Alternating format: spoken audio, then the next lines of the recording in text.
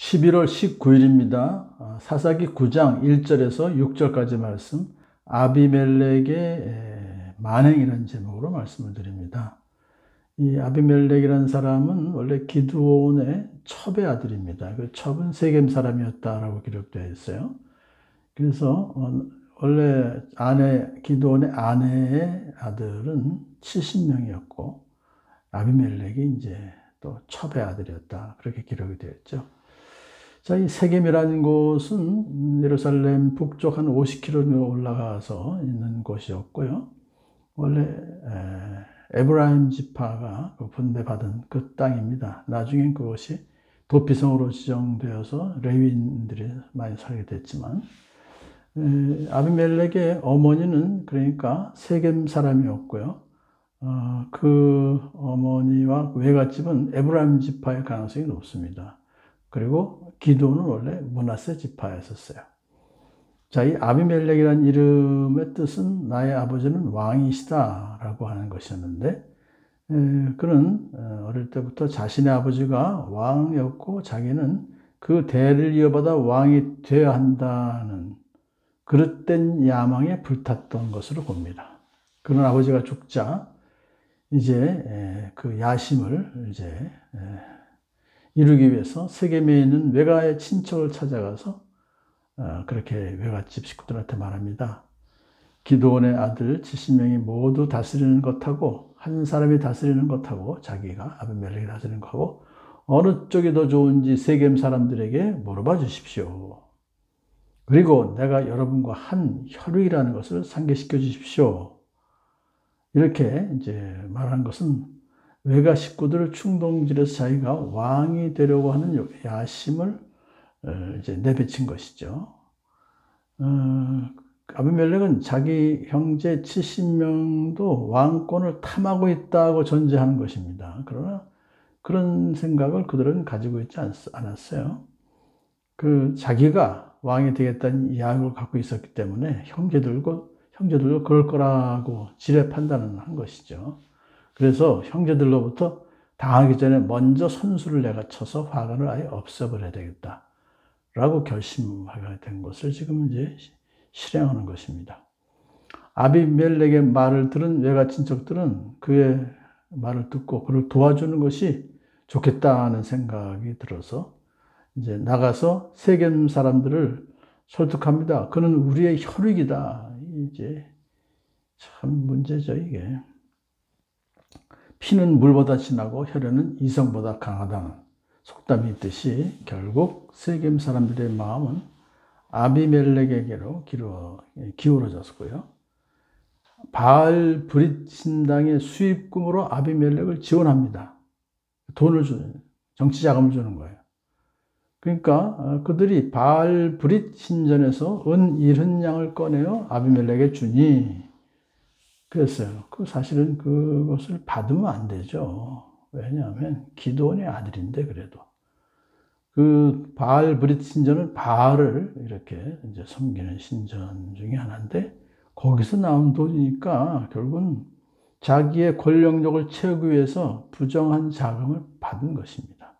우상 숭배하기 위해서 바쳐진 돈을 자기를 왕으로 만들어주기만 한다면 그거 상관없다. 그런 뜻이었었어요. 자, 그리고 그 돈을 가지고 뭘 했는가 하니까 건달과 불량배를 사병으로 고용합니다. 뭔가 자기의 뜻을 이루기 위해서 이제 그 돈을 쓰는 거죠. 그는 오브라이는 아버지 집으로 가서 자기 형제들 70명을 한 바위 위에서 죽였다. 차례로 한 바위 죽였습니다. 아주 잔인하게. 욕심은 이웃을 향한 폭력과 살인을 낳습니다. 아비멜렉의 욕망은 아버지 기드온의 아들 70명, 자기의 형제들이죠. 정확하게 69명입니다. 왜냐하면 한 명이 도망갔으니까. 이와 같이 끔찍한 사건이 발생한 것은 사실 기드온이 너무나 많은 아내를 두었고 그래서 그 결과로 70명이나 되는 그리고 첩의 아들까지 있어서 서로 고륙상쟁에 그 불행을 낳았던 것이죠. 다윗도 마찬가지였었어요. 많은 처와 첩을 거느렸기 때문에 그 결과 왕의 계승권을 빼앗기 위해서 형제들끼리 서로 싸웠던 사건이 두 번째가 있었습니다. 이것은 일부 일처제를 지키라는 하나님의 명령을 거역한 결과가 그렇게 된 것이죠. 이 사건은 사람이 욕심을 품으면 자기 형제조차도 잔인하게 살해하는 일을 서슴지 않게 된다는 그런 사실을 보여준 것입니다. 야고보 장로는 이런 일을 두고 욕심이 잉태한 즉 죄를 낳고 죄가 장성한 즉 사망을 낳느니라고 하는 것인데, 결국은 아비멜렉이 일단 형제들을 죽이고 자기가 왕이 됐지만 나중에 결국은 하나님께서 그가 행한 악행을 또한 갚으셨다라고 기록하고 있습니다. 아비멜렉이 70명의 형제들을 죽였다고 하지만 기드온의 막내 아들 요담만은 숨어 있었으므로 살아남았습니다. 요담은 여호와는 완전하시다는 뜻을 가진 이름이에요.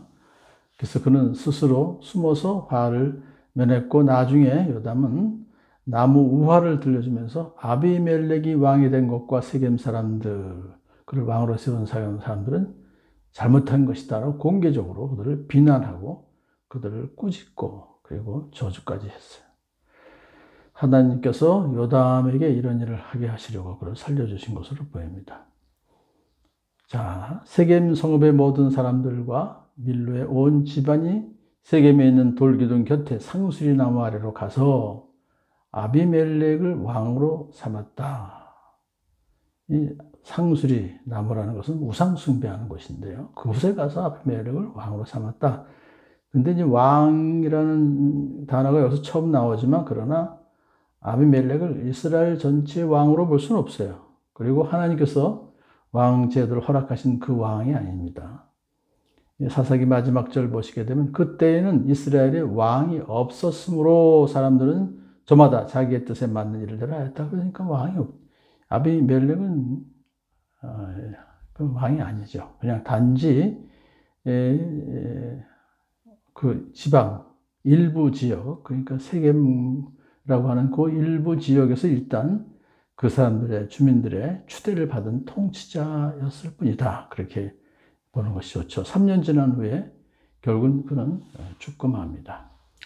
아비멜렉은 이렇게 세겜 사람들을 지지 기반으로 삼았지만 세겜 사람들이 끝까지 아비멜렉을 지지하지도 않았고, 또 아비멜렉도 세겜 사람들을 끝까지 지켜주지도 않았어요. 그래서 양쪽 다가 결국에는 불의한 그러한 일을 하였으므로 멸망하고 마는 것을 이제 내일 또 모레 본문에서 우리에게 말씀해 주고 계십니다. 우리가 오늘 이 아비멜렉의 만행이라는 그 제목으로 말씀을 드렸습니다. 형제간에 참 자기의 권력을 참 갖기 위해서 형제를 죽이는 그런 동족 고력상쟁이라고 볼 수 있죠. 그런 것을 행한 것은 하나님께서 결코 용납하지 않으시고, 하나님께서 그 세겜 사람들도 마찬가지, 아비멜렉도 마찬가지로 하나님의 심판을 받게 된다는 것을 생각하면서 우리는